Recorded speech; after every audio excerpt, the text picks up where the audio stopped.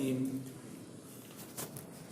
نحمده ونستعينه ونستغفره ونؤمن به ونتوكل عليه ونعوذ بالله من شرور أنفسنا ومن سيئات أعمالنا من يهده الله فلا مضل له ومن يضلل فلا هادي له ونشهد أن لا إله إلا الله وحده لا شريك له ونشهد أن سيدنا وسندنا وحبيبنا ومولانا محمد صلى الله تعالى عليه وعلى آله وأصحابه أجمعين أما بعد فأعوذ بالله من الشيطان الرجيم بسم الله الرحمن الرحيم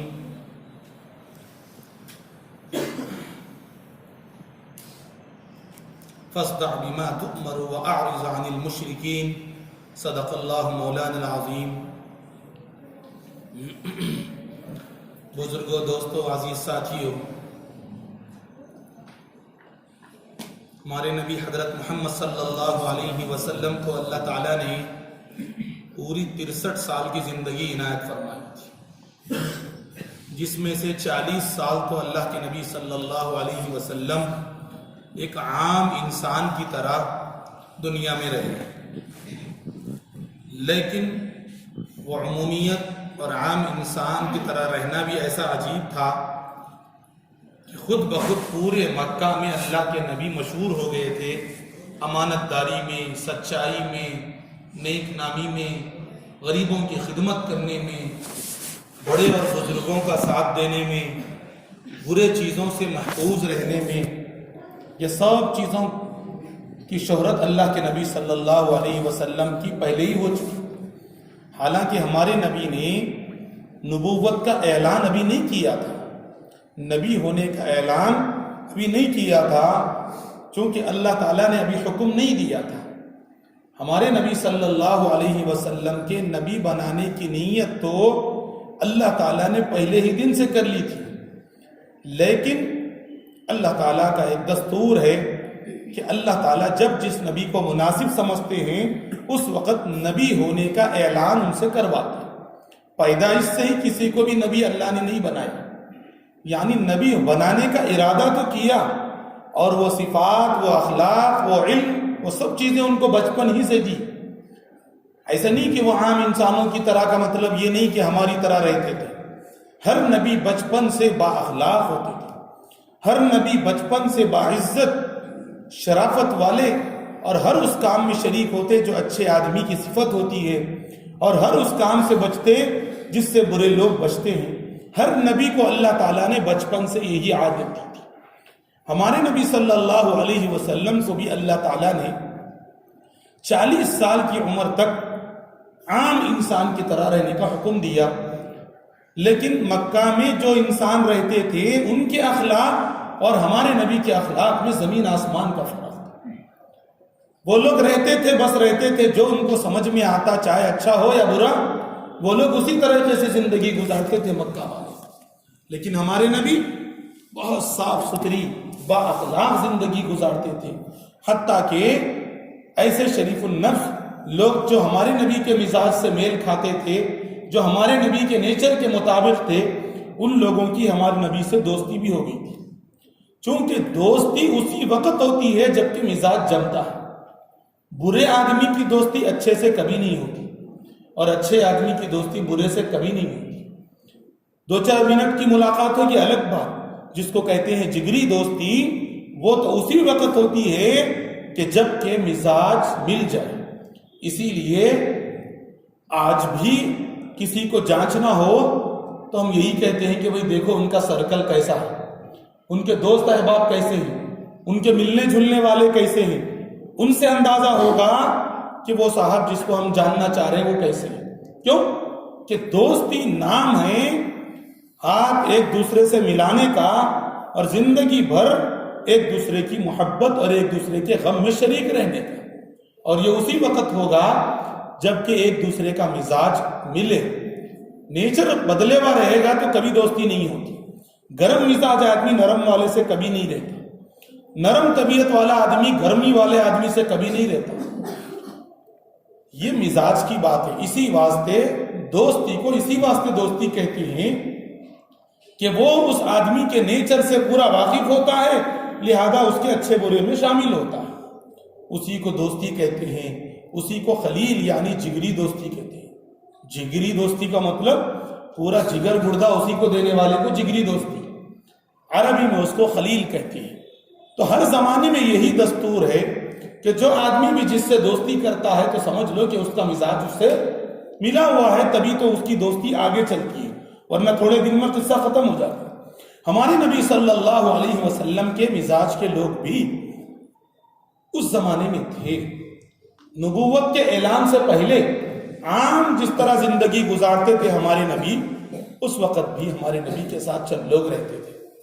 جیسے بڑی عمر کے لوگوں میں حضرت ابو بکر صدیق رضی اللہ تعالیٰ عنہ، یہ ہمارے نبی کے بچپن سے دوست تھے ہمارے نبی، حالانکہ عمر میں 2 سال کے بڑے تھے، ہمارے نبی سے 2 سال کے بڑے تھے عمر میں، بڑے تاجر تھے، زبردست بزنس مین تھے، اور مکہ میں ان کے بزنس کا چرچا اتنا تھا کہ وہ اگر بزنس کو نہ جاتے تو اچھے لوگ پریشان ہو جاتے، اتنے زبردست بزنس مین تھے، اور شریف النفس تھے بچپن سے۔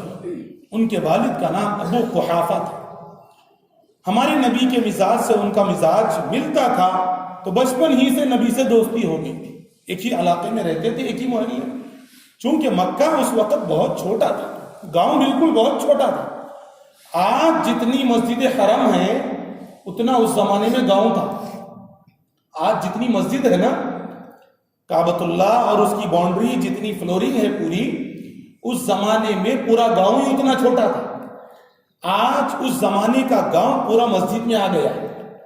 اس کی سب سے بڑی دلیل یہ ہے کہ ہمارے نبی کے زمانے میں مکہ ہو یا مدینہ، قبرستان جو ہوتا تھا وہ گاؤں کے باہر ہوتا تھا۔ سنت بھی یہی ہے کہ گاؤں کے باہر ہو قبرستان، جس طرح ہمارے یہاں بھی گاؤں کے باہر تھا قبرستان پہلے، تو سنت یہی ہے۔ اور عیدگاہ بھی گاؤں کے باہر رہتا تھا۔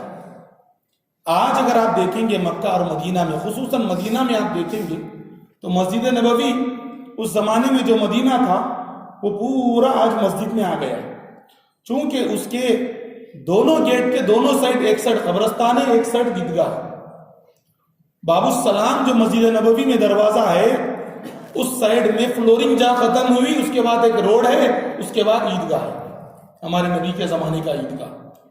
اور جنت البقیع جس کو قبرستان جو نبی کے زمانے کا قبرستان ہے، وہ آپ جنت البقیع کی طرف نکلیں گے تو مسجد کی فلورنگ جہاں ختم ہوگی وہیں پر جنت البقیع کا گیٹ ہے۔ تو اسی سے معلوم ہوتا ہے کہ ہمارے نبی کے زمانے کا جتنا گاؤں تھا وہ سب آج مسجد میں آ گیا۔ تو گاؤں بالکل چھوٹا سا تھا، تو حضرت ابو بکر صدیق رضی اللہ تعالی عنہ اور حضرت عثمان غنی، اسی طرح چند لوگ ہمارے نبی کے دوست تھے، جوانی میں بھی، بچپن میں بھی، آخر عمر تک بھی بہت خاص دوست تھے۔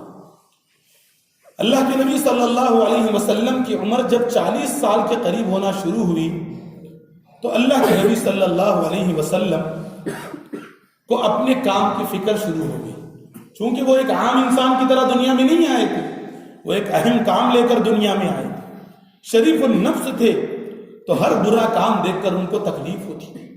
ہمیشہ ہمارے نبی یہ سوچتے رہتے کہ آخر یہ لوگ کب سدھریں گے، آخر ان کے اندر سے برائیاں کب جائیں گی۔ ہمارے نبی صبح سے شام تک یہی سوچتے، قسم قسم کے سوالات ہمارے نبی کے ذہن میں اس وقت آتے۔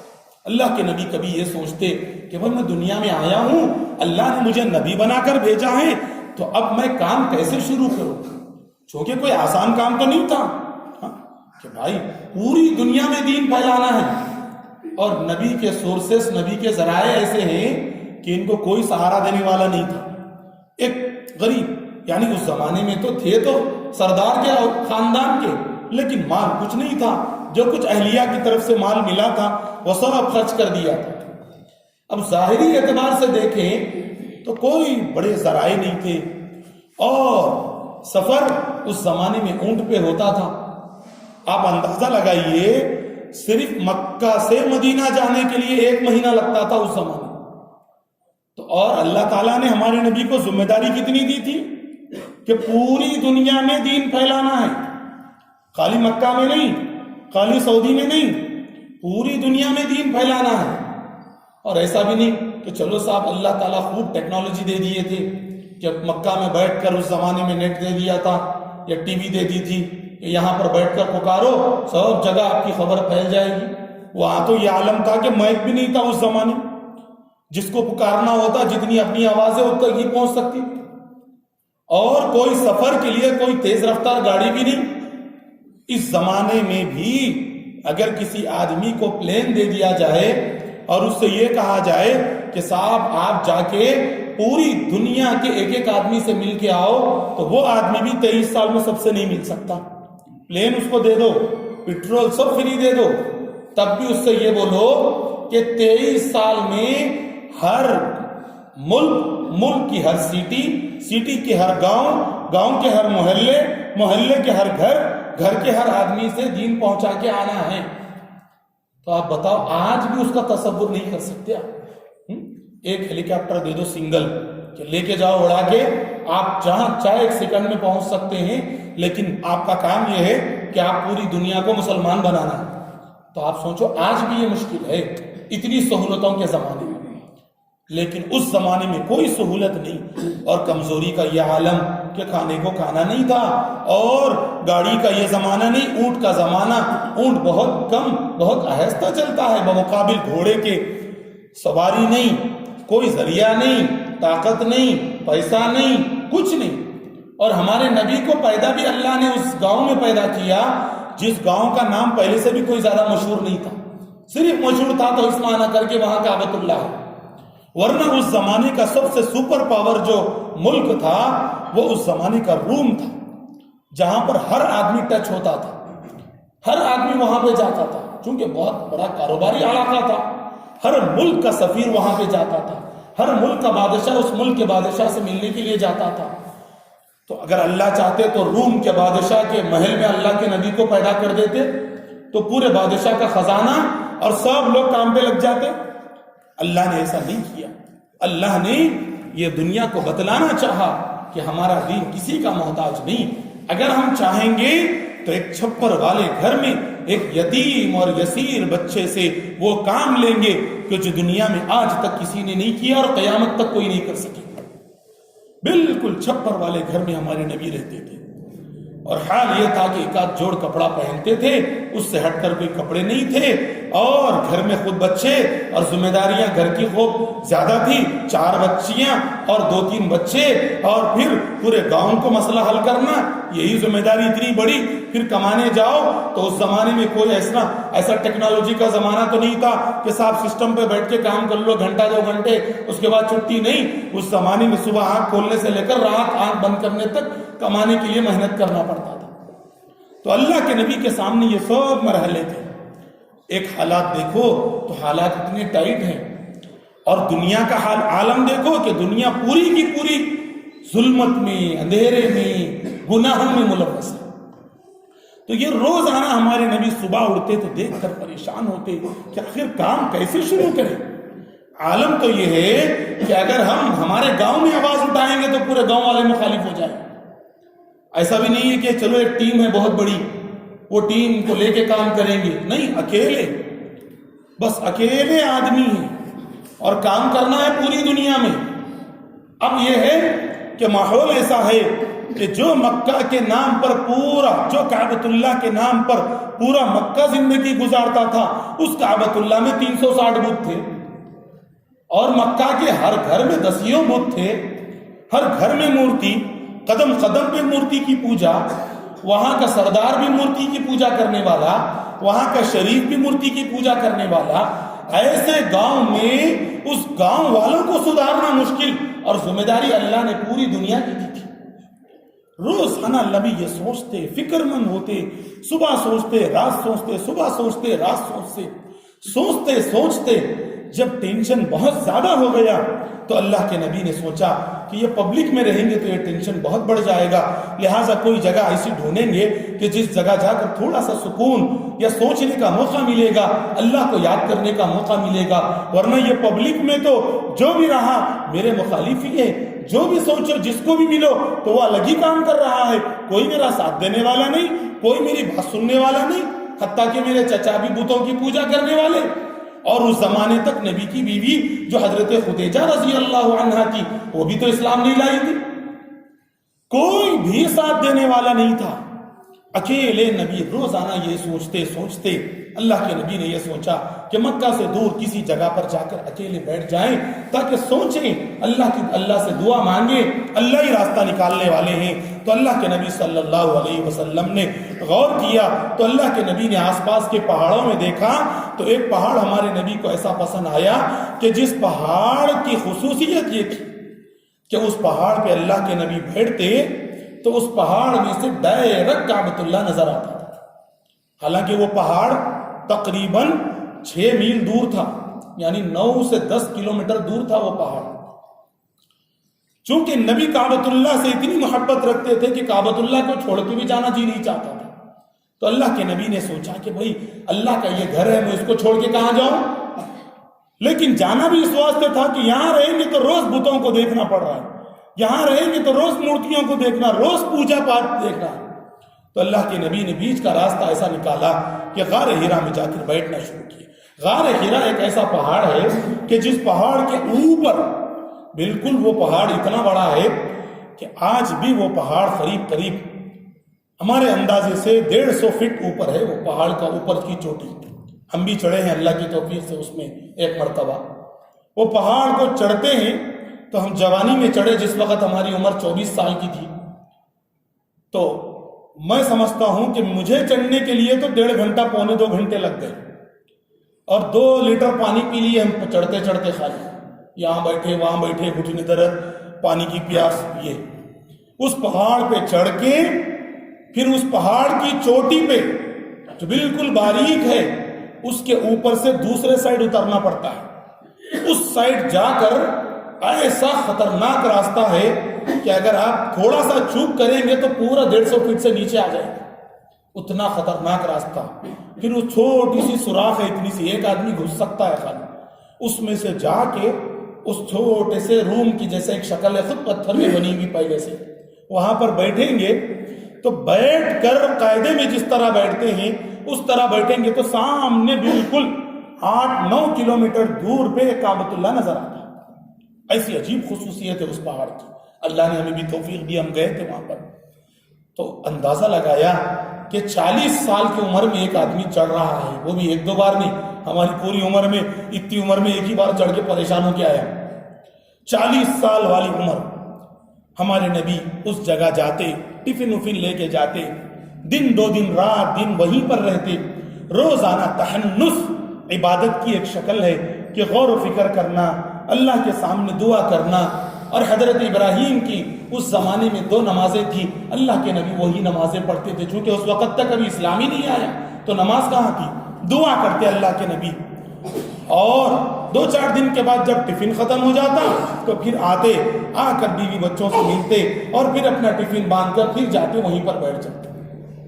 کبھی حضرت خدیجہ الکبریٰ رضی اللہ تعالی عنہا اپنے شوہر سے ملنے کے لیے اللہ کے نبی سے خود ٹفن لے کے جاتی اور لے جا کر وہیں پر بچوں کو لے جا کر ملا کر ٹفن رکھ کر آتی. آپ اندازہ لگائیے, نکاح ہوا ہے حضرت خدیجہ کا 40 سال میں اور ہمارے نبی کی عمر اب 40 سال ہوئی ہے. تو گویا کہ اس وقت حضرت خدیجہ کی عمر 55 سال تھی. تو 55 سال کی ایک بوڑھی عورت اپنے شوہر کی محبت میں, شوہر کی ساتھ دینے میں, شوہر کے کام میں مدد کرنے میں حضرت خدیجہ ٹفن لے کر جاتی.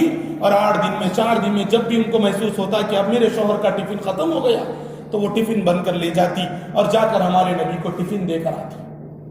اللہ کے نبی کئی دن تک وہیں پر بیٹھے رہتے, اکیلے بیٹھے رہتے, کوئی ساتھ نہ رہتا. روزانہ یہی سوچتے کہ اے اللہ میں اکیلا آدمی اور پوری دنیا میں دین پھیلانا ہے اور کوئی ذریعہ ایسا نہیں ہے کہ میں سب کسی کا سہارا لے کر سب کے سامنے بات رکھ سکوں. اگر میں کوئی بادشاہ کا بیٹا ہوتا تو بادشاہ سب کو بلا کر ایک ہی مرتبہ اناؤنس کروا دیتا, سب لوگ بادشاہ کے ڈر سے تو قبول کر لیتے. میری تو یہاں کوئی سننے والا بھی نہیں. روزانہ یہی سوچتے. اسی غم میں جب غار ہیرا میں جب بیٹھتے تو تھوڑا سا سکون ملتا.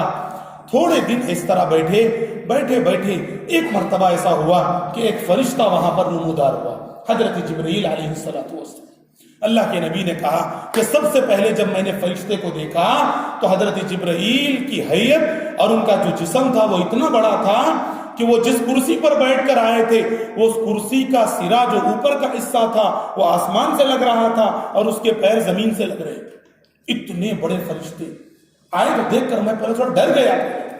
اس کے بعد وہ آئے اور ہمارے نبی سے ملے اور اللہ کے نبی صلی اللہ علیہ وسلم سے ملاقات کی اور اس کے بعد آ کر ہمارے نبی کو گلے سے لگایا, سینے سے لگایا اور تھوڑا سا دبا کے گلے ملے. اللہ کے نبی کہتے ہیں کہ مجھے اتنا ڈر لگنے لگا, اتنا بڑا آدمی, اتنا بڑا فرشتہ مجھے دبائے گا تو میری جان نکل جائے. ایک مرتبہ دبایا اور اس کے بعد کہا اقرأ یا محمد, پڑھی اے نبی. تو ہمارے نبی نے کہا میں پڑھ نہیں سکتا کیونکہ میں امی ہوں, میں نے کسی سے پڑھنا لکھنا نہیں سیکھا, کیونکہ ہمارے نبی کے کوئی استاذ نہیں. اللہ کی دیکھیے شان ایسی عجیب کہ جس کا کوئی استاذ نہیں وہ پوری دنیا کا استاذ اور معلم بن گیا. اللہ کے نبی نے فرمایا اوتیت العلم الاولین والآخرین, اللہ نے مجھ سے پہلے جتنے لوگ آئے ان تمام کا علم دیا اور قیامت تک جو علم اللہ نے دنیا کو دینا تھا اللہ نے مجھے ایک ہی وقت میں دے دیا. دنیا کا سب سے بڑا عالم اللہ کے نبی صلی اللہ علیہ وسلم.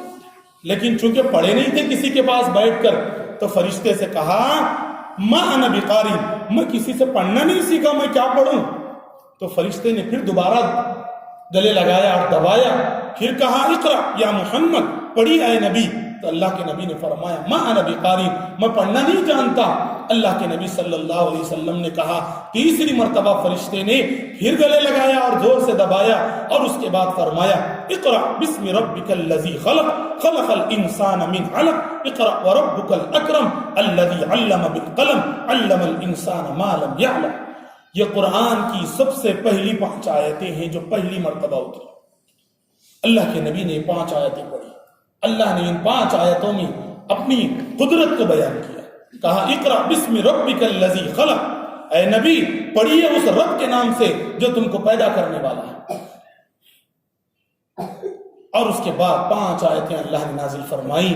اللہ کے نبی صلی اللہ علیہ وسلم ان 5 آیتوں کو پڑھے اور جب پڑھ کر فرشتے سے ملاقات کر کے جب فرشتے چلے گئے تو اللہ کے نبی کو ایک ہیبت ہونے لگی.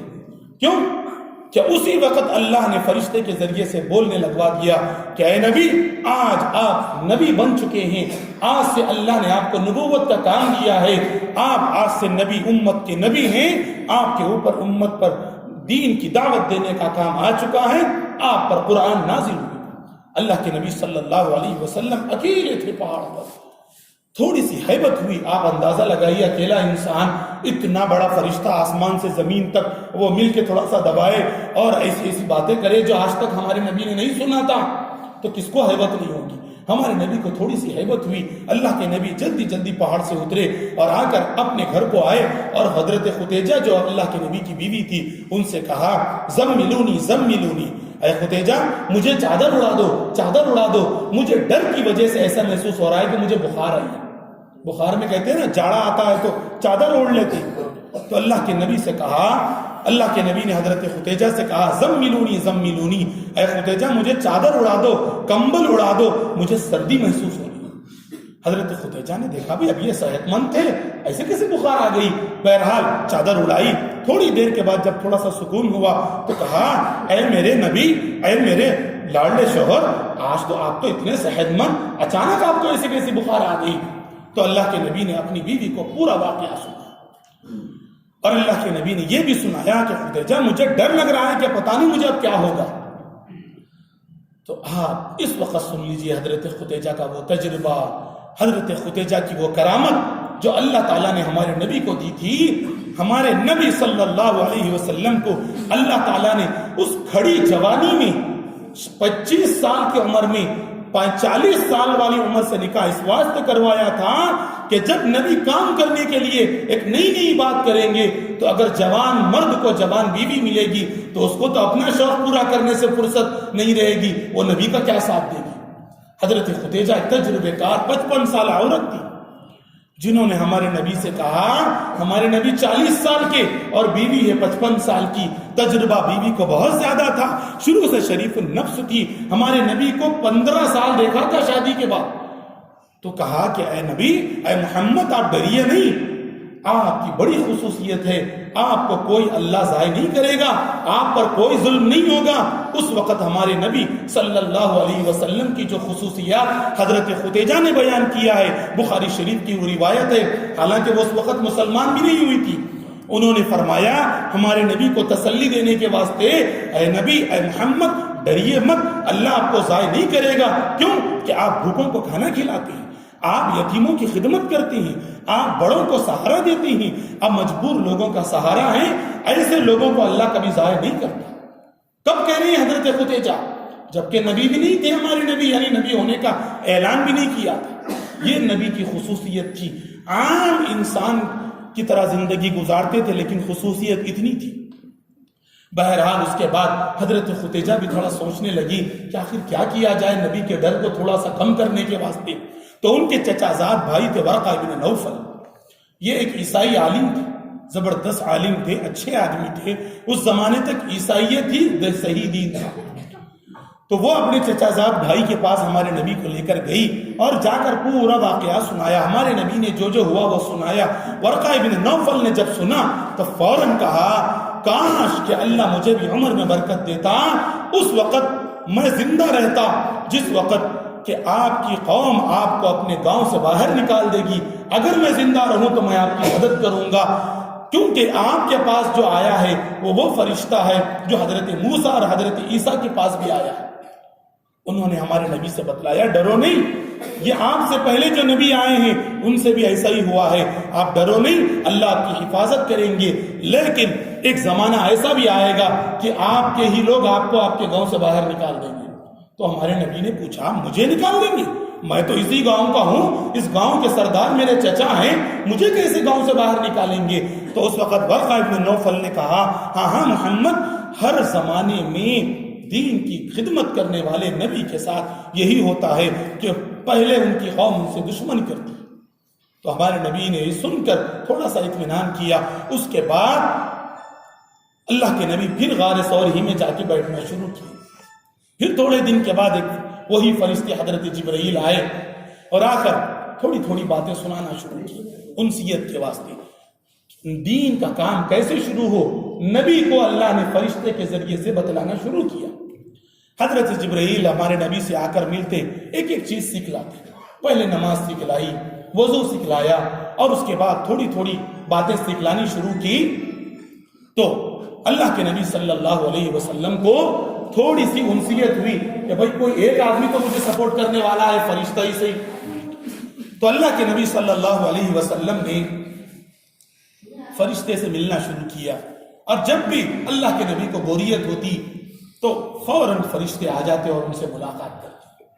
اس کے بعد 3 سال تک اللہ تعالیٰ نے ہمارے نبی سے کہا کہ اے نبی اب بس اب اپنا گھر کا قصہ چھوڑ دیجئے، اب تک ایک عام انسان تھے آپ، اب ہم نے آپ کو نبی بنا دیا ہے، اب آپ کا کام یہ ہے کہ آپ دین کا کام شروع کر دیجئے، دین کا کام شروع کر۔ اللہ کے نبی صلی اللہ علیہ وسلم جب گھر میں آئے تو حضرت خدیجہ کو بتلایا کہ خدیجہ اللہ نے مجھے نبی بنایا ہے اور اللہ نے دین کی دعوت کا کام شروع کرنے کا مجھے حکم دیا ہے۔ تو اللہ کے نبی کی اس بات کو سن کر دنیا میں سب سے پہلے حضرت خدیجہ نے اسلام قبول کیا۔ یہ فائدہ ہے 25 سال کی عمر میں 40 سال والی عورت سے نکاح کرنے کا، چونکہ وہ عورت اپنی کیا شوق پورا کرتی، اس نے تو نبی کی عزت کو، نبی کی شرافت کو، نبی کے اخلاق کو اتنا دیکھ لیا تھا کہ جس نے کہا تھا نبی سے خود کہ اے نبی آپ ڈریے مت، اللہ آپ کو ضائع نہیں کریں گے، آپ تو ایسے اچھے ہیں کہ ایسے اچھوں کو اللہ کبھی ضائع نہیں کرتے۔ حضرت خدیجہ نے پہلے اسلام قبول کیا۔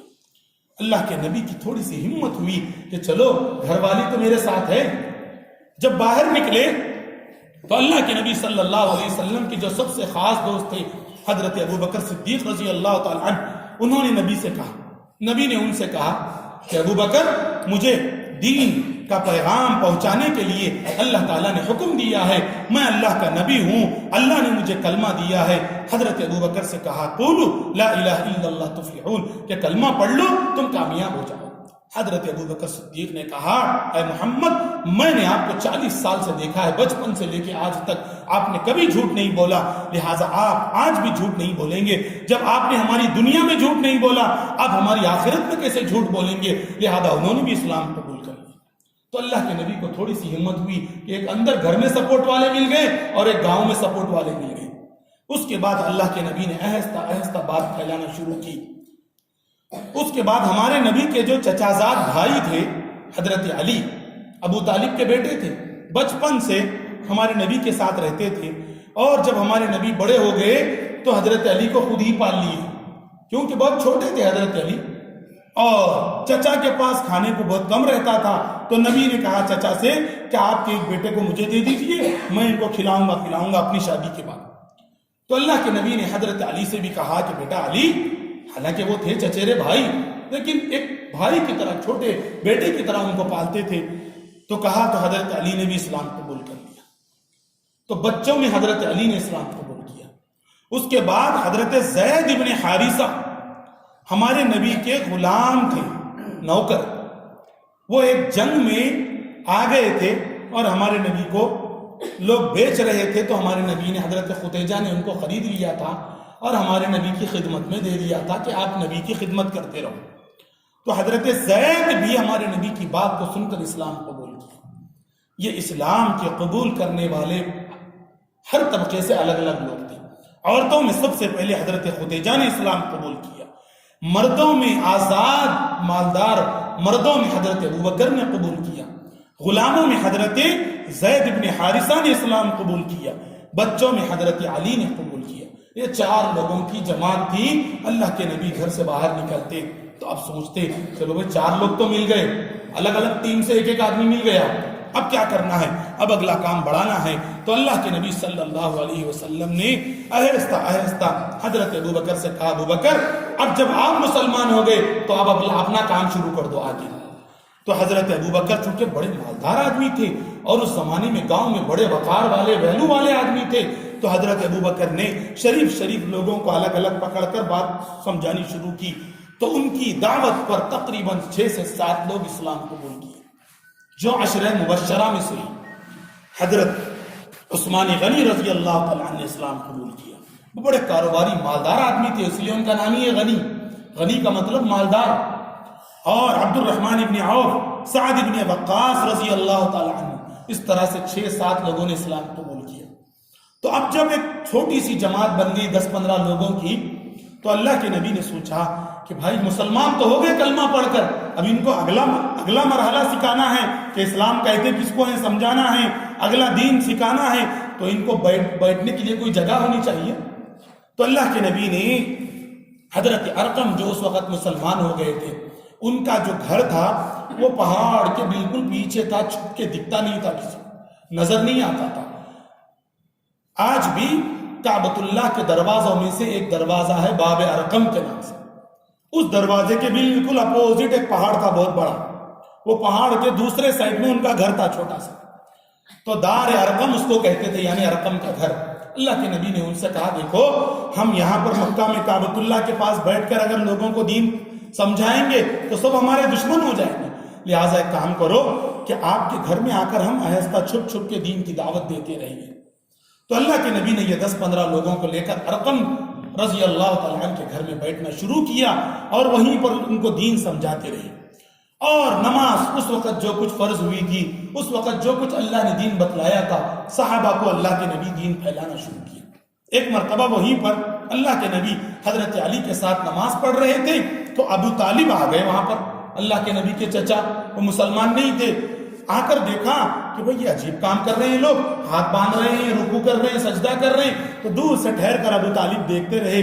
نماز کے آخر میں اللہ کے نبی سے اور حضرت علی رضی اللہ تعالیٰ عنہ سے پوچھا کہ بیٹا آپ دونوں یہ کیا کر رہے ہیں؟ پہلی مرتبہ دیکھ رہا ہوں، تم تو میرے بھتیجے، تم تو میرے بیٹے، اور آج تک تم کو یہ کام کرتے ہوئے نہیں دیکھا، یہ کیا کر رہے ہو؟ تو اللہ کے نبی نے اور حضرت علی نے کہا کہ ابو جان، ہم کو اللہ نے دین کی دعوت دی ہے، ہم مسلمان ہو گئے ہیں، یہ نماز کا طریقہ ہے۔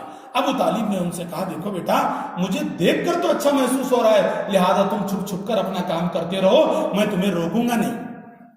بس چچا کا بھی سپورٹ مل گیا، حالانکہ وہ مسلمان نہیں ہوئے لیکن سپورٹ تو دیا. اس کے بعد آہستہ آہستہ اللہ کے نبی صلی اللہ علیہ وسلم ایک ایک آدمی کو باہر سے پکڑ کر لاتے اور اس کو اس گھر میں بٹھا کر سمجھاتے. چونکہ ابھی پبلک میں دین پھیلانے کا ابھی ماحول نہیں بنا تھا اور اللہ نے بھی نہیں کہا تھا کہ پبلک میں اعلان کرو. خاموشی سے دین کی دعوت اللہ کے نبی دے رہے. جب ایک 25 سے 30 لوگ دین کو قبول کرتے رہے تو اس وقت اللہ تعالیٰ نے فوراً ہمارے میں 3 سال تک ایسا چلتا رہا. یعنی ہمارے نبی کی عمر جب 43 سال کی ہو گئی, یعنی 43 ایئرس کی,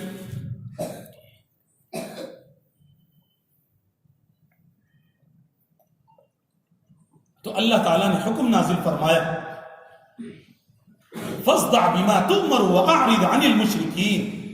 اے اللہ کے نبی, آپ کو جو حکم دیا گیا ہے اب اس کو کر گزریے. اب مشرکین سے ڈریے مت, آگے بڑھیے, کام کرنا شروع کیجیے. تو اللہ کے نبی صلی اللہ علیہ وسلم کو اللہ نے حکم دیا. اب تک آپ دار ارقم میں چھپ چھپ کر ڈر کر رہے تھے, اب اس کام کے لیے ڈرنا کچھ نہیں ہے. اب پبلک میں نکلو, اناؤنسمنٹ کرو, خود کھل کے کام کرو. تو اللہ کے نبی صلی اللہ علیہ وسلم نے سوچا چلو بھائی اللہ کا حکم ہے, کرنا تو ہے.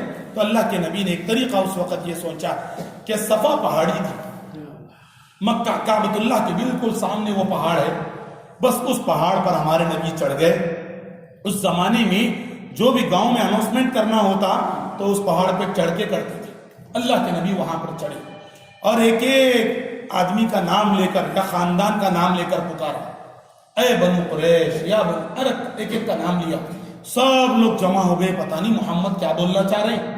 چونکہ اس زمانے تک ہمارے نبی کی بہت عزت کرتے تھے لوگ اور یہ سمجھتے تھے کہ نبی کبھی جھوٹ نہیں بولے گے, اسی لیے پورا گاؤں جمع ہو گیا. اللہ کے نبی نے ان کا امتحان لینے کے واسطے ایک سوال کیا. یہ کہا کہ اے عرب کے لوگوں, اے مکہ کے لوگوں, آج تک مجھ کو آپ نے کیسا پایا؟ میں نے کبھی جھوٹ بولا؟ تو سب نے بیک زبان ہو کر کہا اے محمد آپ نے کبھی جھوٹ نہیں بولا, آپ کو ہم نے جھوٹ بولتا ہوا آج تک نہیں سنا, آپ جو بولتے ہیں سچ بولتے ہیں. جب اللہ کے نبی نے دیکھا ماحول سازگار ہے کہ سب لوگ مجھے سچا کہہ رہے ہیں, تو پھر ایک دوسرا امتحان لیا. کیا کہا؟ میں اس پہاڑ پہ کھڑا ہوا ہوں, تم لوگ اس سائڈ ہو. اگر میں تم سے کہوں کہ پہاڑ کے اس سائڈ میں ایک بہت بڑا لشکر دشمنوں کا کھڑا ہوا ہے اور تم پر حملہ کرنے والا ہے, تو کیا تم اس کو قبول کرو گے؟ تو سب نے کہا ہاں کیوں نہیں, چونکہ آج تک آپ نے جھوٹ نہیں بولا, آپ جو بولیں گے سچ بولیں گے, لہٰذا ہم اس بات کو بھی مان لیں گے. تو اللہ کے نبی نے کہا دیکھا کہ بھائی تھوڑا سا آپ جو ہے ماحول گرم ہو گیا ہے, سب لوگ مجھ پر یقین کرنے والے ہیں. تو اس وقت اللہ کے نبی نے یہ اعلان کیا اے لوگوں, میں تمہیں یہ لشکر کیا, میں تمہیں آخرت اور عذاب, جہنم کے عذاب سے ڈرانا اور اس سے بڑی سزا سے تم کو ڈرانے کے لیے یہاں پر آیا ہوں. دیکھو یہ مکہ میں رکھے ہوئے 360 بتوں کو چھوڑ دو, ایک اللہ کو مان لو. تو اللہ کے نبی صلی اللہ علیہ وسلم نے بڑے مجمع میں اعلان کیا. تو اس وقت سب لوگ ایک دوسرے کا چہرہ دیکھنا شروع کیے کہ بھائی اتنا سچا آدمی یہ ایک نئی بات کہاں سے لایا ہے, یہ ہمارے بتوں کو کہہ رہا ہے کہ یہ سب جھوٹے ہیں اور یہ خدا کی دعوت دے رہا ہے. تو سب لوگ ایک دوسرے کا چہرہ دیکھنا شروع کیے. تو اس وقت ہمارے نبی ایک ایک کا نام لے کر کہہ رہے تھے کہ آپ بتلاؤ آپ میری اس بات کو مانیں گے کہ نہیں مانیں گے. اس وقت ابو لہب جو ہمارے نبی کا چچا تھا, اس نے اس وقت زور سے آواز دے کر کہا تبا لک یا محمد الہذا جمعتنا. یہ اس نے کہا, کیا کہا؟ اے محمد تمہارے دونوں ہاتھ جل جائیں. اس نے بد دعا دی, یہ کہا کہ تم برباد ہو جاؤ, تم اسی لیے ہمارے کو یہاں جمع کی. اس نے یہ کہا. یہ ابو لہب نے کہا تھا جملے, اللہ نے اسی کا جواب دینے کے لیے سورہ لہب کو نازل فرمایا تبا لک یا محمد. ابو لہب نے کہا تھا, اللہ نے آسمان سے آیت نازل فرمائی تبت یدا ابی لہب و تب. اللہ نے کہا میرے نبی کے دونوں ہاتھ کہاں سے برباد ہوں گے؟ ابو لہب تو سڑ کے گل کے مر جائے گا, بربادی ہو ابو لہب کی. پورا سورہ لہب جو ہے نا تبت یدا ابی لہب و تب, وہ اس وقت نازل ہوا اور اللہ کے نبی صلی اللہ علیہ وسلم کو تھوڑی سی ہمت ہوئی. اللہ نے میری بد دعا, مجھ کو بد دعا دینے والے کو اللہ نے بد دعا دی اور اللہ میرے سپورٹ میں ہے.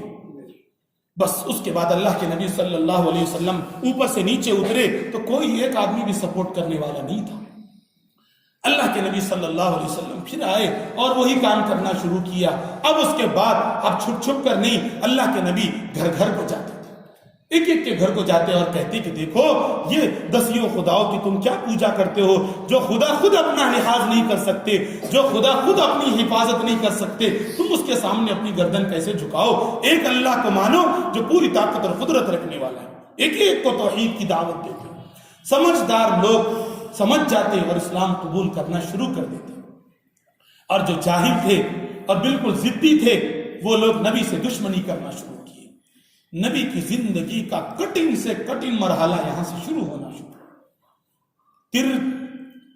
43 سال ہمارے نبی کی جو ہے قریب 45 سال کی عمر تھی، یہاں سے لے کر تقریباً 50 سال تک کی عمر. 10 سال نبی کی زندگی کے سب سے خطرناک گزرے، سب سے خطرناک گزرے. اللہ کے نبی جب لوگوں میں دین کی دعوت دینے کے لیے جاتے، قسم قسم کی دشمنیاں لوگوں نے کرنی شروع کی.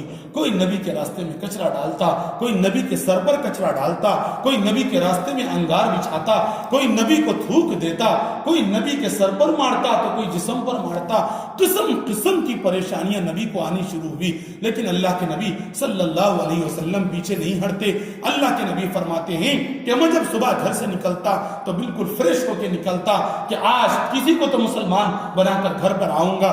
رات جب گھر کو آتا تو میرے جسم پر کچرا ہوتا، میرے جسم پر دھول ہوتی، میرے جسم سے کہیں سے خون نکلتا رہتا تو میری لاڈلی بیٹی حضرت فاطمہ دروازے پر کھڑی رہتی پانی لے کر کہ اب میرے ابو آئیں گے تو صاف ستھرے تو نہیں آئیں گے چونکہ دشمنوں کے بیچ سے آ رہے ہیں. تو وہ بیٹی دروازے پر کھڑی رہتی اور لے کر اپنے ابو کے چہرے کو دھلاتی اور جسم کو صاف کرتی. روزانہ کا یہی معمول، روزانہ کا یہی معمول. اللہ کے نبی صلی اللہ علیہ وسلم گھر سے باہر نکلتے، کسی ایک کے پاس جاتے، کبھی یہ سوچتے کہ بھائی چلو ایک لوگ یہاں پر گروپ بیٹھا ہوا ہے ان کو جا کر دین کی دعوت دوں. ایک آدھ آدمی اگر مسلمان ہو گیا تو کسی دوسرے کی بات سمجھ میں آئے گی. تو وہ لوگ ہمارے نبی کی بات تو سنتے اور سن کر مذاق اڑانا شروع کرتے اور ایک ایک قسم کی طنزیہ باتیں اور مذاق کی باتیں کہتے. یہ کہتے کہ آپ کو اللہ نبی بنائے، کسی مالدار کو بناتے تو اچھا تھا، آپ کو تو کھانا بھی نصیب نہیں. ایسی ایسی باتیں، طنز کی باتیں، تنقید کی باتیں کرتے. قسم قسم کی دشمنیاں ہمارے نبی سے شروع کی. اللہ کے نبی نے کوشش کی کہ بھائی عرب میں دعوت کا اثر بہت ہوتا ہے، تو اللہ کے نبی صلی اللہ علیہ وسلم نے پورے اپنے خاندان کے لوگوں کو دعوت دی. دعوت دے کر پوری دعوت ہو گئی، کھانا ہو گیا. تو اس کے بعد اللہ کے نبی نے کہا بتاؤ میری بات پر کون لبیک کہے گا؟ تو پورا مجمع خاموش تھا.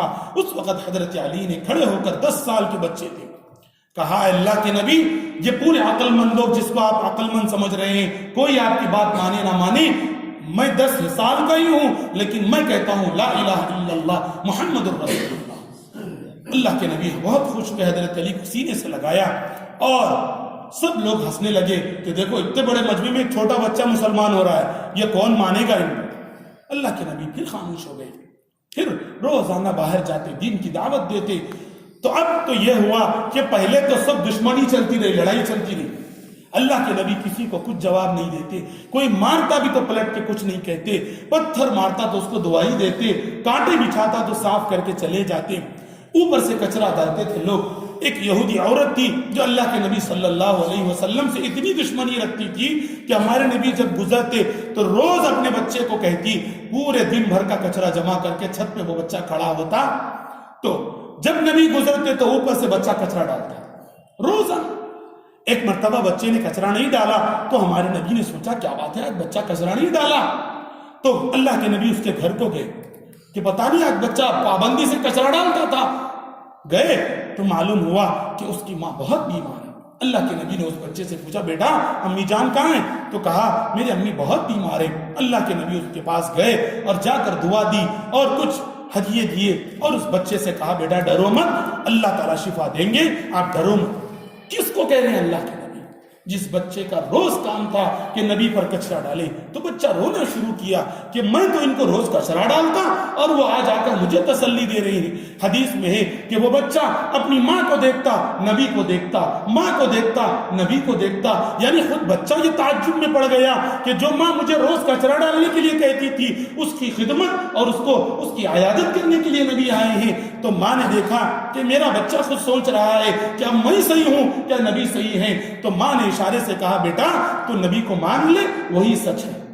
حدیث میں آتا ہے کہ اس بچے نے اسلام قبول کیا۔ یہ طریقہ تھا نبی کا، ایک ایک کو پتھر کھاتے اور اس پتھر مارنے والا اگر پتھر نہ مارتا تو جا کر اس کی عیادت کرتا، روزانہ یہی معاملہ تھا۔ اللہ کے نبی صلی اللہ علیہ وسلم جب کام کو بڑھاتے رہے تو مکہ والوں نے دیکھا کہ بھائی آہستہ آہستہ جو ہے دین پھیل رہا ہے اور تقریباً لوگ مسلمان ہو رہے ہیں، لہٰذا اب یہ خاموشی سے پتھر مار کر یہ سزا دے کر نہیں، اب تو بالکل فیس ٹو فیس ان سے لڑنا چاہیے، ورنہ تو پورے مکہ والے مسلمان ہو جائیں گے۔ لہٰذا ان لوگوں نے دشمنی کرنی شروع کی، گروپ بنا کر، میٹنگیں کر ایک مرتبہ ایسا کیا کہ اللہ کے نبی صلی اللہ علیہ وسلم کعبۃ اللہ میں طواف کر رہے تھے، تو طواف کے بعد اللہ کے نبی نماز پڑھ رہے تھے، تو عقبہ ابن معیط نے ایک جگہ اونٹ کو ذبح کیا، تو اونٹ کے پیٹ سے جو اجڑی نکلتی ہے، پوری اونٹ کا پیٹ جو ہوتا ہے اس کو اٹھا کر لایا اور ہمارے نبی کے جسم پر رکھ دیا۔ اللہ کے نبی سجدے میں تھے، تکلیف سے اللہ کے نبی اٹھ نہیں سک رہے تھے اور کوئی سامنے بھی نہیں تھا بچانے کے واسطے۔ حضرت فاطمہ وہیں پر کھڑی ہوئی تھی، چھوٹی بچی تھی۔ اللہ کے نبی صلی اللہ علیہ وسلم کی حالت کو دیکھ کر ابو جان کی دوڑتی ہوئی آئی، اپنے چھوٹے ہاتھوں سے اجڑی کو کھینچنا شروع کی۔ جب اجڑی نیچے گری تو اللہ کے نبی نماز کو کمپلیٹ کر حضرت فاطمہ کو سینے سے لگا لیا، اور حضرت فاطمہ نے کچھ بچپن میں کافروں کو ڈانٹنا شروع کیا۔ اللہ کے نبی نے فرمایا فاطمہ ڈرو مت، ایک وقت ایسا بھی آئے گا یہ اجڑی رکھنے والے آپ کے ابو کے پیروں میں پڑے رہے ہیں، ایک وقت آئے گا بیٹی ڈرو مت، رو مت، یہ کہا۔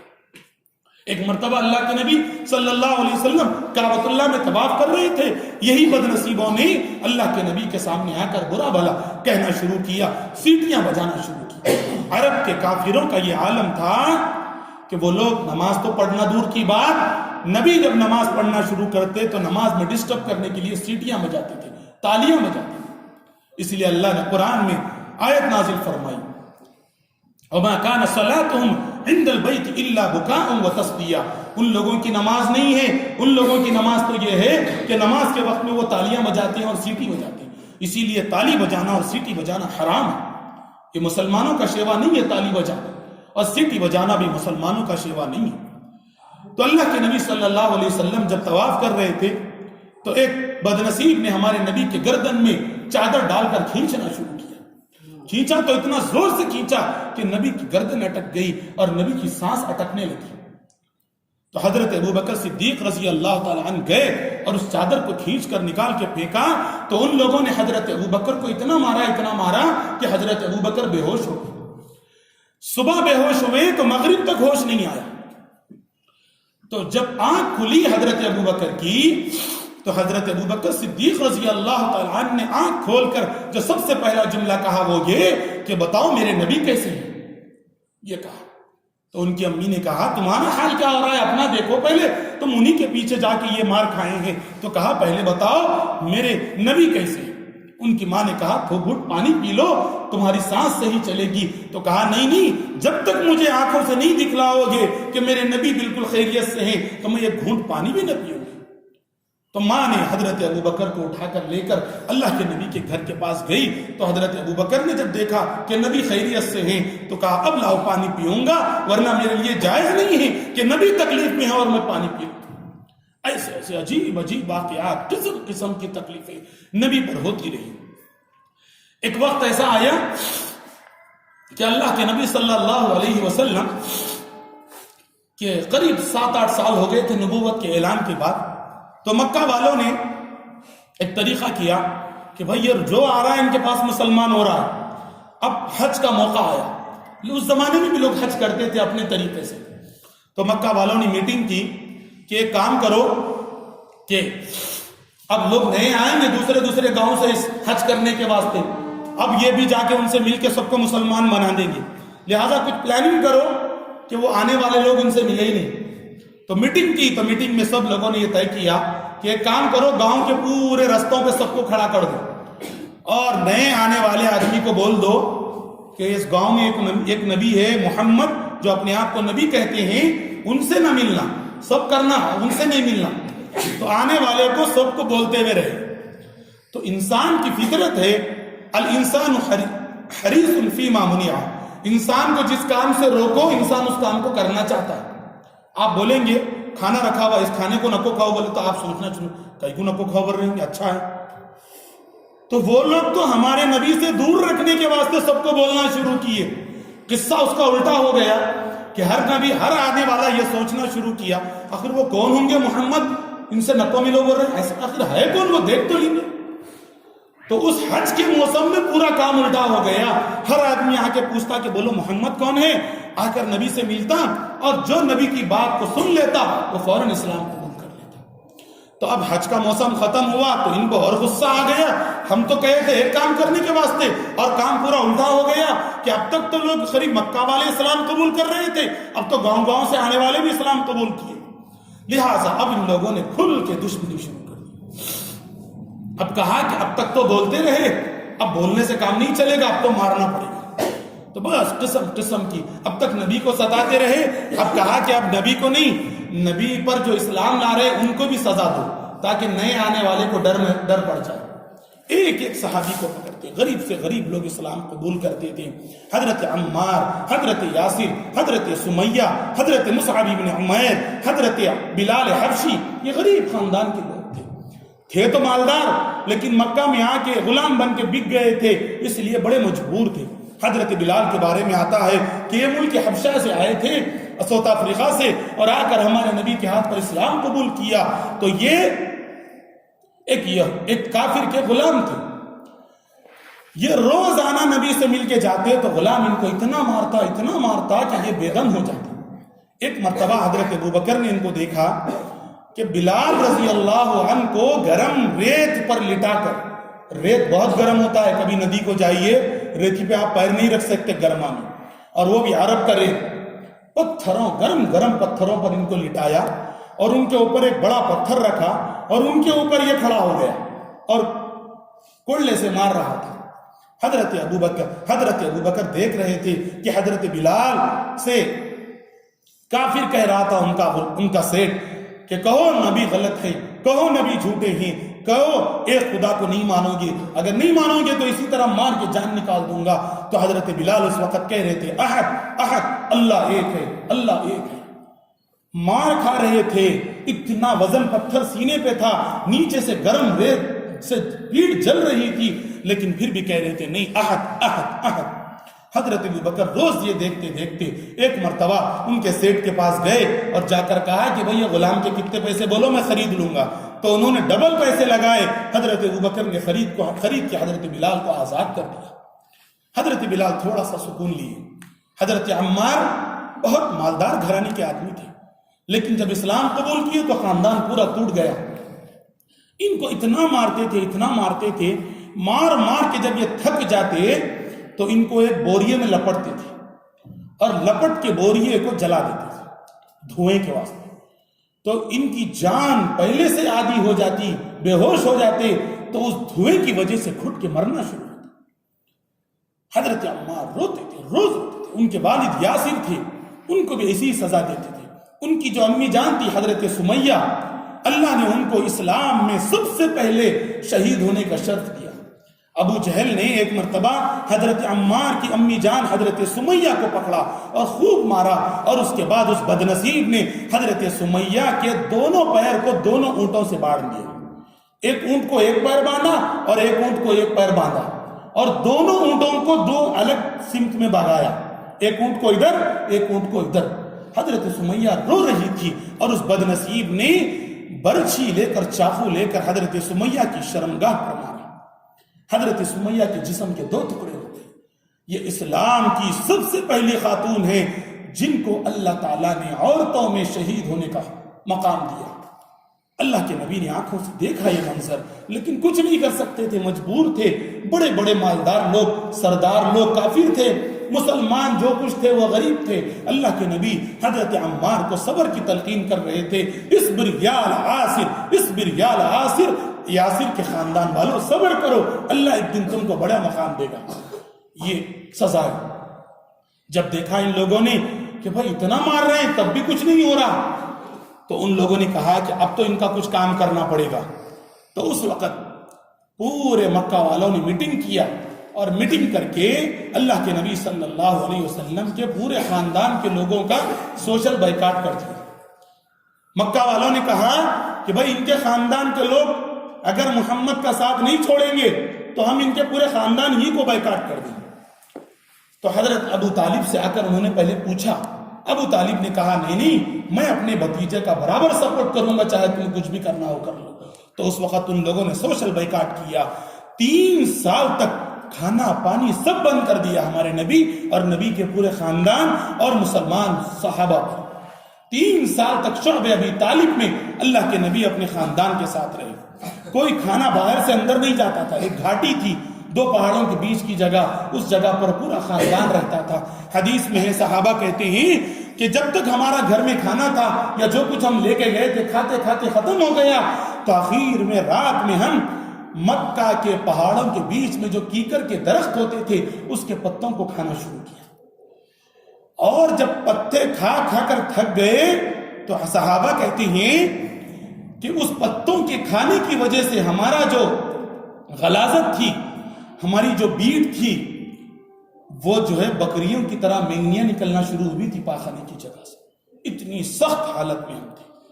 ایک صحابی کہتے ہیں کہ رات میں ایک بکری نے پیشاب کیا تو وہ ایک پیشاب ایک چمڑے پہ پڑ رہا تھا، تو مجھے آواز آئی، کڑلی آواز، ایک چمڑے پہ پانی گرتا ہے تو کیسی آواز آتی ہے؟ تو میں نے دیکھا کہ یہ چمڑا ہے، تو اس کو اٹھا کر جھٹک کر اسی کو کھا لیا، چونکہ کچھ نہیں تھا، سوکھا چمڑا، اسی کو کھا لیا، اسی وہ چبائے بھی نہیں جا رہا تھا، اسی کو نگل لیا۔ بھوک اتنی سخت ہو گئی تھی، 3 سال تک، 3 دن نہیں، 3 سال آپ تصور نہیں کر سکتے۔ اسلام ایسی تھوڑی ہمارے پاس آئے۔ آج تو ہمارا عالم یہ ہے کہ گھر کا 3 وقت کا کھانا کھا کر بھی اسلام کو ہم پوری طریقے سے نہیں مان رہے۔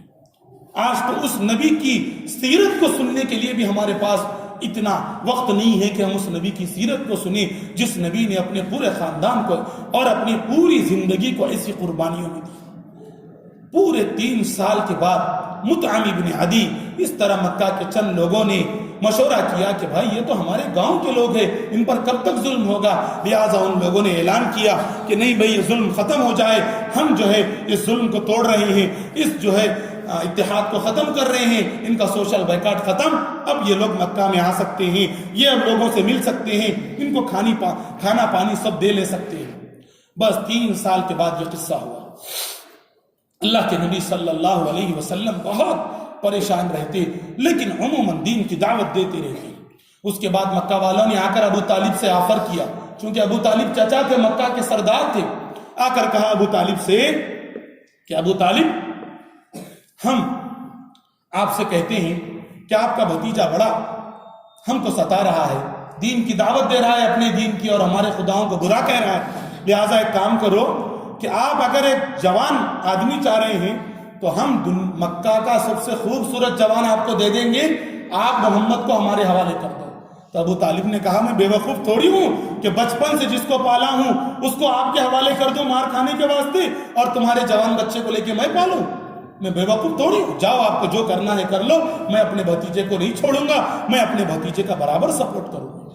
ایک مرتبہ آئے، حضرت ابو طالب سے کہا کہ ابو طالب اب آپ اپنے بھتیجے کو سمجھا لیجئے، اب پانی سر سے اونچا ہو چکا ہے، اب یا تو آپ لڑنے کے لیے آمادہ ہو جائیے یا تو پھر آپ اپنے بھتیجے کو چھوڑ دیجئے، ہم اس کا جو کرنا ہے کریں گے۔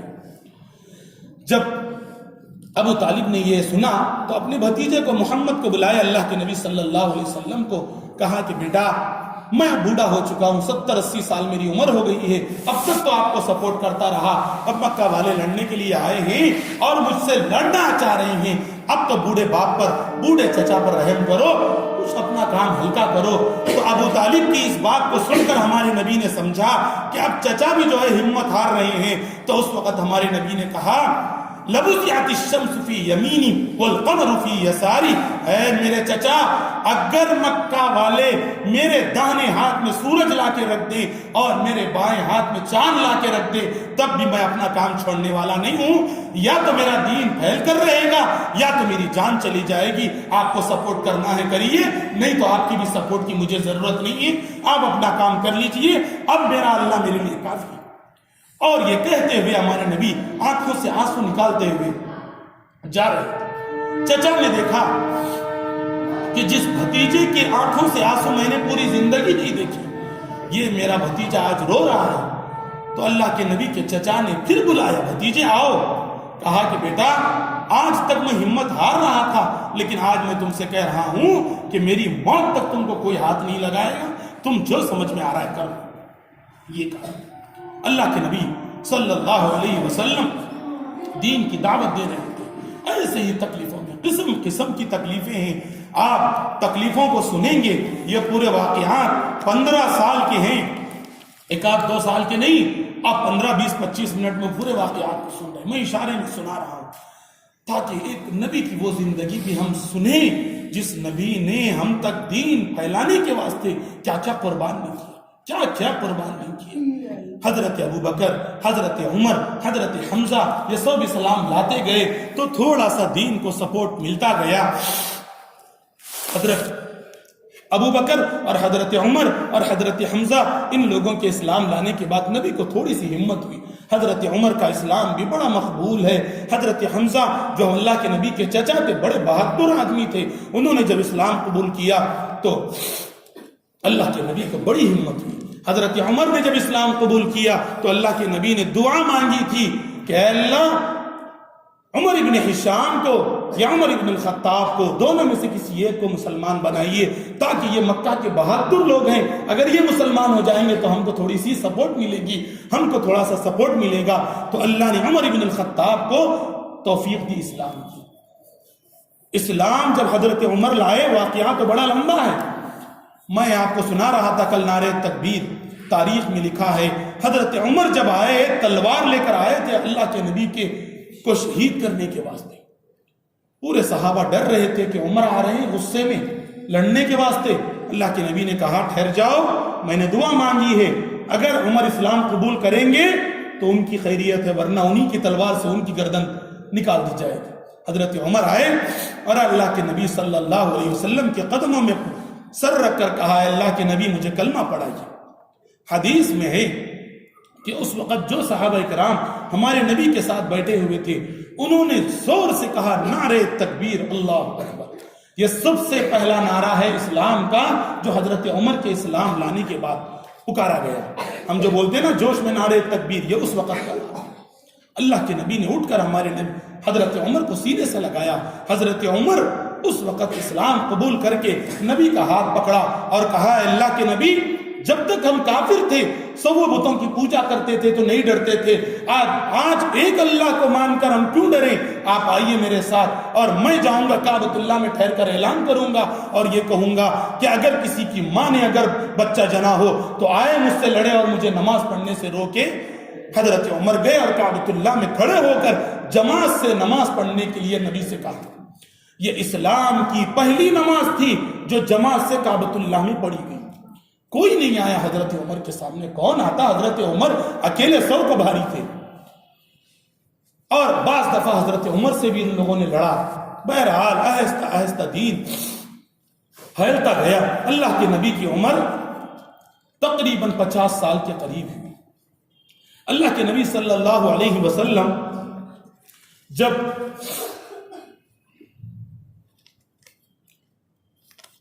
ہجرت سے 4 سال پہلے جب دیکھا کہ پورے لوگ ظلم سے پریشان ہیں تو اللہ کے نبی نے بعض لوگوں سے کہا دیکھو اگر مکہ میں رہنے سے آپ کو تکلیف ہو رہی ہے تو آپ کسی جگہ سفر کر کے ہجرت کر کے چلے جاؤ۔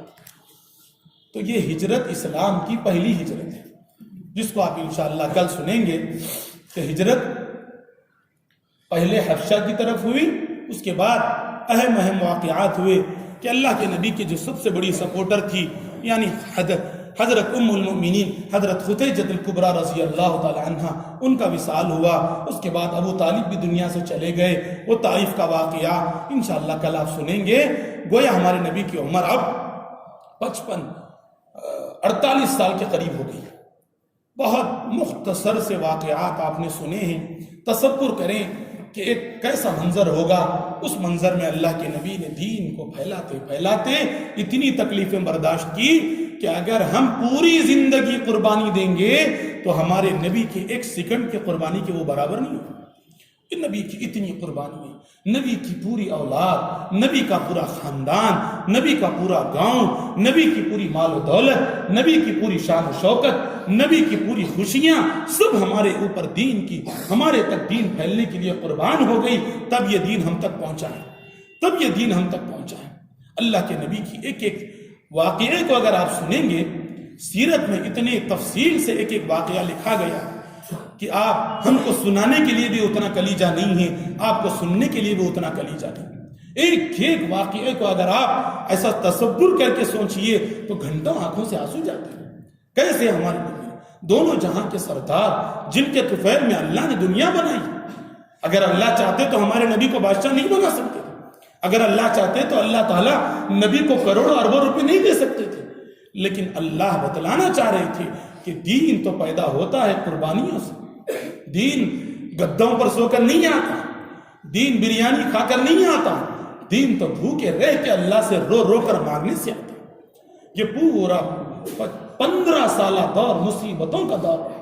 ایسی مصیبتیں کہ ہمارے نبی کا کوئی جسم کا حصہ ایسا نہیں تھا جہاں نبی نے مار نہیں کھائی. نبی کا کوئی دن ایسا نہیں تھا جس دن نبی نے 3 وقت کا کھانا کھایا. حضرت بلال کہتے ہیں کہ 2 مہینے ایسے گزر جاتے تھے کہ اللہ کے نبی 2 وقت کی روٹی نہیں کھاتے تھے. 2 وقت, کبھی صبح کھا لیا تو شام کا پتہ نہیں, شام کھایا تو صبح کا پتہ نہیں. حضرت بلال تو ہمارے نبی کے ساتھ ہی رہتے تھے روز. حضرت بلال کہتے ہیں 1-2 دن نہیں, 2 مہینے. کیا وجہ تھی؟ کیا نبی کے ہاتھ پیر نہیں تھے؟ نعوذ باللہ. سب کچھ کر سکتے تھے. جو نبی نے 40 سال تک پورے مکہ والوں کی مجبوری کو دور کیا, جس نے دوسروں کے پیٹ کو بھرا, وہ نبی کھانا نہیں کھا سکتے تھے؟ کھا سکتے تھے, لیکن دین کے واسطے سب کو قربان کیا. ان مظالم کو پڑھنا چاہیے. اس سے دین سے تعلق پیدا ہوتا ہے, اس سے نبی سے محبت پیدا ہوتی ہے, اس سے نبی سے عشق پیدا ہوتا ہے. آج تو ہمارا عشق ایسا ہے کہ بس نبی کے عشق میں 2 نعتیں پڑھ لو اور جھوم جھوم کے سر جھکا کے ناچ لو اور اس کے بعد 2 جھنڈے اٹھا لو, بس وہی محبت, وہی عشق, وہی سب کچھ. ہاں, یہ خوشی, ہم ہر چیز خوشی میں ڈال رہے ہیں, ہر چیز خوشی میں. کاش کے نبی کے پیدائش اور نبی کے انتقال, نبی کے وصال کے دنوں میں نبی کی تاریخ پڑھ کر نبی کی ایک ایک سنت کو زندہ کرتے اور نبی کی یاد کو زندہ کرتے, بجائے اس کے ہم نعرے لگا رہے, روڈ جام کر رہے, ہنگامہ ڈی جے لگا کے ناچ رہے. نبی کی محبت یہ نہیں ہے میرے عزیز و بزرگوں. پھر ہم میں اور غیروں میں کیا فرق ہے؟ اگر کوئی رام جنم بھومی میں اگر گانے لگا کر روڈ پر ناچ رہا ہے تو ہم نبی کی جنم دن پر اگر ہم بھی ناچیں گے تو ہم میں اور غیروں میں کیا فرق ہے؟ اگر کوئی کرسمس میں نعرے لگا رہا ہے, ناچ رہا ہے, گھروں پہ پلیٹ ڈال رہا ہے اور خوب مٹھائیاں بانٹ رہا ہے, اور ہم بھی نبی کی پیدائش پر مٹھائیاں بانٹیں گے, گھروں پر لائٹیں لگائیں گے اور خوب حلوے پکا کے کھائیں گے اور یہ کہیں گے نبی یا نبی یا نبی, تو بتاؤ نبی تو کھانا نصیب نہیں ہو رہا ہے دین کے واسطے اور ہمارے پاس بریانی کے ساتھ حلوے بٹ رہے. یہ تو بس غیروں نے ہمارے اندر دین کو بگاڑ کر شکل پیش کر دی اور اسی کو ہم دین کہہ رہے, اسی کو ہم نبی کی محبت کہہ رہے. غم میں تو یہ ہونا چاہیے تھا کہ جس دین کے واسطے نبی کو کھانا نہیں ملا, ہم بھی ایک دن روزہ رہیں گے تاکہ نبی کا کھانا نہ ملنا اور ہمارا روزہ رہنا دونوں برابر ہو جائے. یہ ہم کہتے, بجائے اس کے اور نبی کو 2 وقت کا کھانا نہیں مل رہا ہے اور ہم جو ہے 3 وقت کا کھانا کھا کے 1 وقت کا کھانا اور بڑھا رہے ہیں حلوہ پکا کے.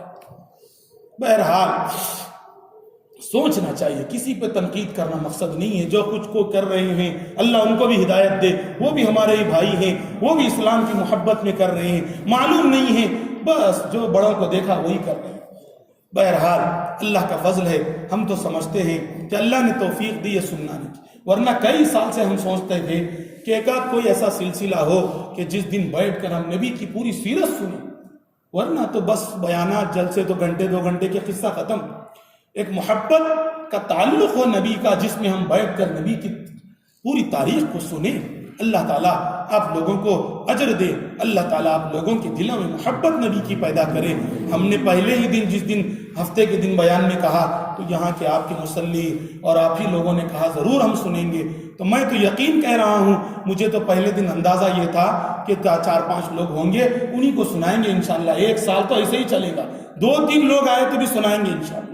لیکن جب ہم نے دیکھا کہ ماشاءاللہ تفسیر میں جتنے لوگ آئے ہیں اتنے لوگ آ رہے ہیں، تو دل کو ہمت ہوئی اور یہ کہا کہ چاہے ہماری کتنی بھی مصروفیت ہو انشاءاللہ سنائیں گے، اور اس سنانے کی برکت سے انشاءاللہ نبی کی سچی محبت سب کے دلوں میں آئے گی، اور انشاءاللہ پھر آئندہ یہ ترتیب بڑھے گی، اور انشاءاللہ تانور میں بڑے اچھے، چونکہ کوئی سنانے کا سلسلہ ہی نہیں، بہت ہو گیا تو ایک جلسہ رکھ لیتے ہیں جوش میں، اور کیا ہوتا ہے، اور وہ جلسہ بھی بس بیٹھنے، فونا کرنے، اٹھنے، چائے پینے، کھانا کھانے میں قصہ ختم ہو جاتا ہے۔ ایسے بیٹھ کر بغیر کسی ڈسٹربنس کے صرف نبی کے نام پر بیٹھ کر سننا، یہ بہت بڑی بات ہے۔ اللہ تعالیٰ توفیق عمل نصیب فرمائے۔ بس کل جمعہ ہے اور پرسوں ہفتہ ہے، 2 دن میں انشاءاللہ یہ سیرت کا سلسلہ ختم کریں گے۔ بس کل اور پابندی سے سنیں، ہفتے کو بھی انشاءاللہ مغرب کے بعد ہی، ہفتے کو چونکہ مغرب بعد ہی ہوتا ہے اس لیے ہفتے کے دن مغرب بعد ہی ہوگا۔ کل انشاءاللہ جتنی بھی دیر ہو، کل ایک دن یہ سوچ کے آئیے کہ کل سیرت کو آخر تک پہنچانا ہے، چونکہ ہفتے کو تفسیر بھی ہے، بچی کچی سیرت بھی ہے، اور ہفتے ہی کو 12 ربیع الاول بھی ہے، جس کو ہم کہتے ہیں 12 وفات یا جو بھی بول لو، وہی ہفتے کا دن بھی ہے۔ بہرحال اور کچھ ساتھی، چونکہ ابھی وقت قریب آتا ہے تو لوگوں کے دل میں محبت آتی ہے، 12 ربیع الاول آ رہی، 12 ربیع الاول آ رہی، اور کچھ ساتھیوں کو بھی لائیے انشاءاللہ۔ وہ زمانہ بچا ہوا ہے جس زمانے کو ہم فتح کا زمانہ کہتے ہیں، مدینہ کا زمانہ، جہاں پر اللہ نے دین پھیلایا، جس جگہ سے اللہ نے پوری دنیا میں دین کا پیغام پہنچایا۔ اللہ توفیق عمل نصیب فرمائے۔ الحمدللہ رب العالمین، اللہم صلی علی محمد وعلی آل محمد وبارک وسلم، اللہم صلی علی محمد وعلی آل محمد وبارک وسلم، اللہم صلی علی محمد وعلی آل محمد وبارک وسلم۔ یا رب صلی وسلم دائما ابدا علی حبیبک خیر الخلق کلہم، یا رب صلی وسلم دائما ابدا علی حبیبک خیر الخلق کلہم، یا رب صلی وسلم دائما ابدا علی حبیبک خیر الخلق کلہم۔ اللہ آپ کے نبی پر رحم فرمائے، اللہ کیسی کیسی زندگی گزار کر، کیسی کیسی قربانیاں دے کر، کہ جس نبی کے جسم پر ایک داغ بھی نہیں تھا، اس نبی نے اپنے جسم پر ہزاروں مصیبتیں برداشت کر کے ہم کو مسلمان ہونے کی توفیق۔ اللہ آج ہم کلمہ پڑھ رہے ہیں ان کے طفیل میں، آج اللہ مسجد میں بیٹھے ہوئے ان کے طفیل میں، آج جنت مانگ رہے ہیں انہی کے طفیل میں، آج اللہ ماں باپ کو پہچانے ہیں انہی کے طفیل میں، اللہ حرام جانے ہیں انہی کے طفیل میں، حلال کو سمجھے ہیں انہی کے طفیل میں، اللہ سب کچھ جانا ہے انہی کے طفیل میں۔ آج ہم اپنے بچے سے محبت کرتے ہیں تو نبی کے بتلانے سے کرتے ہیں۔ اے اللہ ایک ماں کو ہم یہ سمجھتے ہیں کہ اس کے قدموں کے نیچے جنت ہے تو وہ نبی ہی نے بتلایا ہے۔ اے اللہ باپ کو جنت کا دروازہ سمجھتے ہیں تو یہ بھی نبی کا طفیل ہے۔ اے اللہ نبی نے ہمیں انسان بنایا، اے اللہ نبی نے ہمیں انسان بنایا، اے اللہ اس نبی پر کروڑوں رحمت نازل فرما، اے اللہ نبی کے اوپر اے اللہ کروڑوں رحمت نازل فرما، اے اللہ نبی پر اور ان کے اس خاندان پر جس خاندان نے نبی کا 100% ساتھ دیا اور ہر آرائش اور ہر خوشی کو قربان کر کے نبی کا سپورٹ دیا، اے اللہ ان پر رحمت نازل فرما، ان پر ان کے صحابہ پر، ان پر اے اللہ ان کے آل اولاد پر، اے اللہ ان پر اور ان کے اڑوس پڑوس والوں پر، اے اللہ ان پر اور تمام مسلمانوں پر رحم و کرم نازل فرما، اے اللہ نبی کی سچی پکی محبت نصیب فرما، اے اللہ نبی کی سیرت کو پڑھنے اور نبی کی زندگی کو اپنی زندگی کو نبی کی زندگی کے مطابق گزارنے کی توفیق نصیب فرما۔ اے اللہ آج ہم ہر ایک کی زندگی کو پڑھ رہے ہیں، ہمیں نہیں معلوم کہ نبی کی زندگی کیسی تھی۔ اے اللہ آج آپ کی توفیق سے ہم 2-4 دن 5 دن میں نبی کی سیرت کو سن رہے ہیں، اے اللہ اس کا فائدہ پوری زندگی ہمیں نصیب فرما، پوری زندگی نبی سے ہمیں جوڑے رکھیے، اے اللہ نبی کو صحیح طریقے سے جاننے کی توفیق نصیب فرما۔ اللهم انا نسألك من خير ما سألك منه نبيك وحبيبك محمد صلى الله عليه وسلم، ونعوذ بك من شر ما استعاذ منه نبيك وحبيبك محمد صلى الله عليه وسلم وأنت المستعان وعليك البلاء ولا حول ولا قوة إلا بالله العلي العظيم وصلى الله تعالى على خير خلقه محمد وعلى آله وأصحابه أجمعين برحمتك يا أرحم الراحمين والحمد لله.